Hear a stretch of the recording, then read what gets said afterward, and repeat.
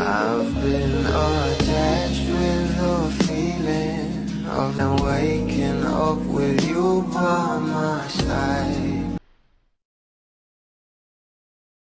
Talagang going strong nga ang pag-iibigan ng parents ng ating Donnie Pangilinan na sana soon ay ganito nga rin itong ating couple na sila Donnie at Belle. Ito na nga guys ang pag-uusapan natin sa social media na kung saan ito nga ang si Mami M at si Tito A ay talagang nag-celebrate na nga ng kanilang ika-32nd anniversary at talagang naglabas na nga rin sila ng season 1 finale, Happily Ever After. Iyan nga ang nasabing post na kung saan ay talagang pinag-uusapan na alam naman natin na naglabas nga sila ng libro na Marriage is a Marathon at podcast na talagang marami nga tayong nalaman hindi lang sa kanilang pagiging asawa ay sa kanila ring anak na si Donnie Pangilinan. Kaya naman talagang umani nga agad ito ng maraming komento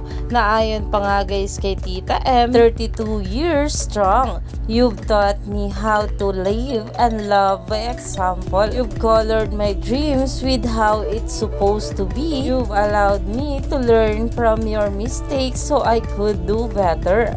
You've proven that God's love is the secret to forever.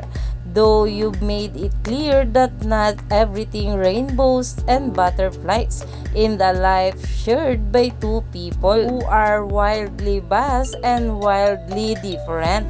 It's a whirlwind I myself can't wait to experience knowing you're the best possible guides through it. Iyan nga guys nasabing caption ni Tita M sa kanyang social media account na kung saan ay talagang larawan nga nila magkasama rito ni Tito A. At talaga namang sobrang proud nga itong si Tita M kay Tito A.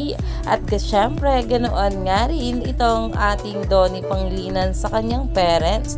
Kaya naman manifesting na nga ang maraming bubblies na sana soon ay talagang ganito nga rin ang maging katuluyan ng ating couple na sila Donnie at Belle. Kaya naman stay tuned lang tayo for more update kila Donnie at Belle sa mga susunod pa na ayuda.